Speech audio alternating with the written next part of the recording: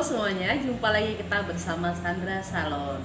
Buat yang baru pertama kali bergabung dengan channel kita, salam kenal dari Sandra Salon dari Batam. Nah, di video ini kita harus serius.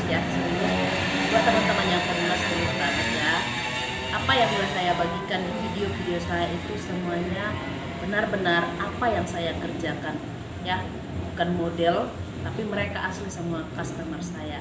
So buat teman-teman yang pemula yang udah setia di channel Sandra Salon, di pembahasan channel saya kebanyakan itu smoothing gagal ya.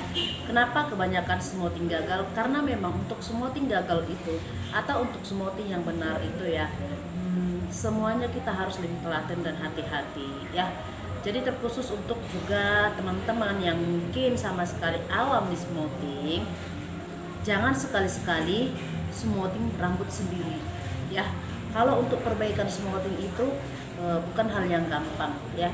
Saya sendiri ya smoothing orang itu harus lebih hati-hati, sekalipun sudah berkali-kali saya pegang rambut. Nah, untuk pengolesan obat yang benar ya, teman-teman, di sini saya harus jelaskan. Untuk pengolesan obat yang benar itu ada di step 1 ya. Di step 1. Kalau teman-teman sudah pengolesan obat itu di step 1 udah benar, pencatokan juga pasti dapat. Perhatikan, jika teman-teman itu menggunakan obat yang resistan, jangan terlalu lama pendiaman rambut ya. Kita harus bisa membedakan mana rambut yang gagal smoothing, mana yang krus ya. Kalau rambut sudah berbulu itu sudah over ya, jangan diulang lagi ya. Dia berbulu ya, dia naik ke atas semua. Jadi kebanyakan saya lihat teman-teman bertanya seperti ini. Buat teman-teman, bagaimana dong cara perbaikan rambut yang gagal? Sulit sekali untuk peresapan. Nah, di sini saya mau jelaskan buat teman-teman semuanya. Peresapan obat smoothing itu semua jenis rambut gak ada yang sama ya, nggak sama. Kenapa saya bilang nggak sama? Beda rambut, beda jenis dan beda caranya. Kalau saya, jadi semua rambut tak pernah ada yang sama proses pengerjaannya gitu ya. Memang sih untuk pengolesan obat benar, tapi untuk teknik di tangan itu saya beda di teknik ya. Jadi untuk teman-teman yang pemula, saya di sini berbagi. Dan kenapa saya berbagi? Supaya memang teman-teman itu benar-benar bisa lebih untuk kedepannya lagi untuk smoothing ya. Untuk smoothing itu sangat-sangat ribet bikin pusing. Kalau kita belum dapat tekniknya itu bikin pusing. Smoothing itu perlu teknik ya, perlu teknik di pengolesan obat ya, di pengolesan obat yang benar ya. Untuk pengolesan obat step 1, usahakan bagian jari ini yang terpenting ya. Untuk penarikan rambut itu kita harus angkat tegap ke atas supaya rambut itu tidak kena akar ya. Jangan sampai kena akar rambut. Kenapa? Kalau bagian pangkal rambut itu kena dan menumpuk, nanti pertumbuhannya itu akan patah-patah ya, patah-patah. Nah, ada lagi pertanyaan teman-teman. Jadi di sini saya mau jawab teman-temannya, mau jawab semua pertanyaan teman-teman yang udah banyak sekali. Kalau bagian rambut yang udah pernah di smoothing gitu ya, Kak, apakah dikasih obat? Nah, jujur saya nggak pernah lagi kasih obat ya. Nggak pernah lagi saya kasih obat karena menurut saya rambut kalau udah bekas smoothing, kita kasih obat smoothing maupun itu sensitif maupun itu normal, dia akan tetap krus ya, dia akan tetap krus, kecuali dia memang sama sekali gagal mengembang. Tapi kalau dia masih lurus, hindari menggunakan obat step 1 ya. Bagaimana dong Kak Sandra tekniknya kalau pengolesan obat smoothing? Kalau seumpama rambut itu seumpama rambut itu masih bekas smoothing 6 bulan atau 1 tahun begitu ya. Kalau saya ya, untuk pengolesan obat step 1, saya hanya kasih obat itu sebatas tumbuh. Bagian yang di bawah saya tidak ya. Kenapa saya bilang tidak perlu dikasih obat? Pernah sekali pengalaman saya, rambut itu bekas tumbuhnya itu sekitar sebegini ya, segini 1 tahun, terus bawahnya masih lurus. terus saya kasih obat, tapi saya semprot gitu, saya semprot pakai air, saya kasih obat. Aduh, pas dicuci rambutnya itu malah jadi keriting, lebih parah dari yang sebelumnya gitu. Dan saya pada waktu itu saya nggak tahu cara mengatasinya seperti apa gitu.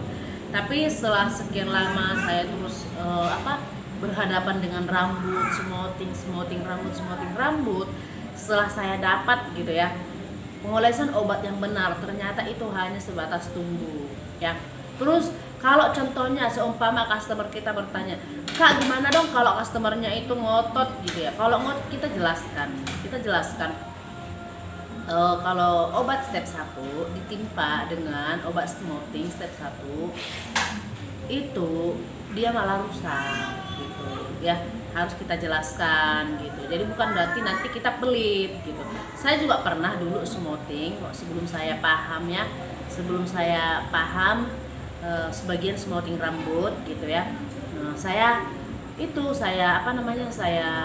pelit sekali ya dia kasih obat gitu. Ternyata enggak gitu. Setelah saya udah paham smoothing, ternyata enggak gitu. Ternyata memang yang benar itu seperti itu gitu ya. Dan sampai sekarang saya mau share buat teman-teman semuanya. Orang smoothing rambut 3 bulan dia udah datang lagi, 4 bulan dia datang lagi. Yang saya kasih obat itu hanya sebatas tumbuh ya, sebatas tumbuh. Terus sisanya itu saya nggak kasih obat, saya nggak kasih masker, saya diamkan. Nah, ada pertanyaan bilang seperti ini, bagaimana dong Kak Sandra, apakah hasilnya bagus? Nah, kenapa saya bilang bagus? Mereka yang udah smoothing ke saya itu bukan cuma satu dan bukan cuma hanya sekali, mereka berulang-ulang datang gitu ya, berulang-ulang datang. Ada yang setiap kali, sekali 6 bulan dia datang, sekali 4 bulan dia datang, berarti bagus dong ya kan. Kalau seumpama smoothing saya nggak bagus, mereka nggak bakal datang, sekalipun rusak gitu. Nah, kalau contohnya saya kerjakan rambutnya nggak bagus, nah mereka datang lagi gitu. Nah biasanya rambut saya nggak begini loh, ya kita perbaiki gitu loh. Kita harus jujur ya. Kalau memang kita salah di bagian smoothing, kita ya ngaku gitu loh, kita salah gitu. Kalau saya seperti itu ya. Kalau contohnya nih, saya smoothing rambut, taunya nggak bagus, nggak jadi nih. Dan yang bikin nggak jadi itu bukan obatnya dan bukan catoknya gitu ya. Kita harus paham, yang bikin smoothing gagal itu bukan catok dan bukan obat. Siapa? Ya tangan kita sendiri. Yang nyatok kita, yang kasih obat kita. Ya nggak mungkin dong catoknya bisa nyatok kalau tanpa tangan kita gitu ya. Nah, buat teman-teman di sini saya mau berbagi teknik smoothing itu ada di tangan kita. Bagus benarnya itu rusak rambut ada di tangan kita ya. Nah, kenapa saya bilang kalau teman-teman nggak percaya, coba yang belum pernah coba smoothing akar, selalu dikasih obat di bagian bawah, coba stop ya, nanti di kolom komentar kalian komen bener bagus, itu pasti ya. Buat teman-teman yang belum pernah coba untuk smoothing rambut, bekas smoothing atau smoothing 6 bulan ataupun itu 1 tahun lebih, kalau rambutnya masih lurus, stop untuk memberikan obat step 1 ya. Rusak itu nggak rusak gitu. Kenapa? Karena memang itu nyata gitu, itu nyata udah saya kerjakan, dan semua yang udah saya update itu udah berulang-ulang datang. Smoothing saya yang 1 tahun yang lalu ada yang udah 3 kali datang, ada yang sampai berapa kali datang. Jadi apa yang udah saya share ini benar-benar apa yang udah saya kerjakan gitu, saya kerjakan benar. Kalau contohnya gagal, ngaku gitu loh. Jangan kita bilang gara-gara diikat atau gara-gara samponya nggak bener gitu ya. Jadi kita harus benar-benar, oh salah kita di mana, kita perbaiki dengan baik, karena kita itu kan usaha gitu ya. Kita kan mau dong usaha kita itu mau laris gitu ya. Jadi buat teman-teman yang pemula, teruslah berjuang, jangan pernah menyerah sebelum mencoba ya, itu kunci utama.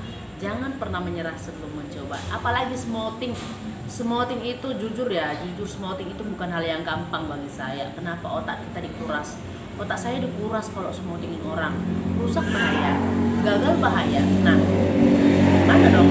Nah, tapi kalau tips yang sudah saya bagikan di video-video sebelumnya itu nyata, itu benar-benar apa yang saya kerjakan.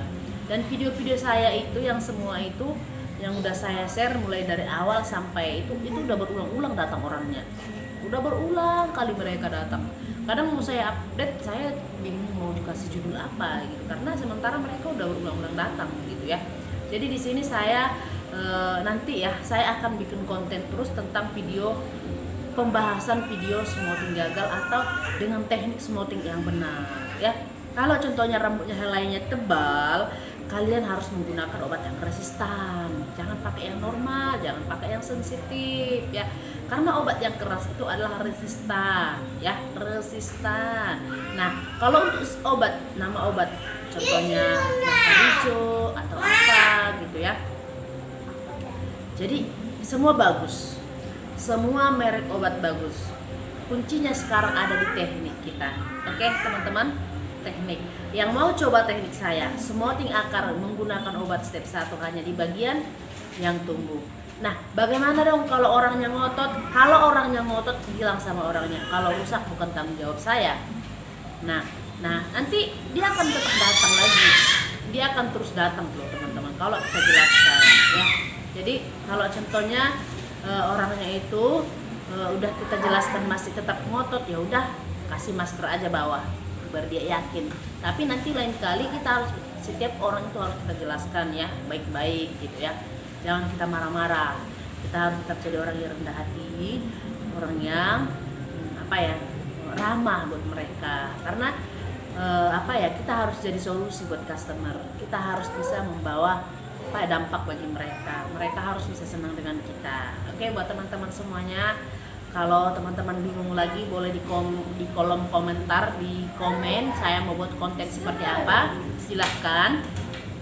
Mau buat video seperti apa silahkan di komen di bawah. Semoga video saya bermanfaat buat teman-teman semuanya. Yang pemula tetap semangat, tetap berjuang.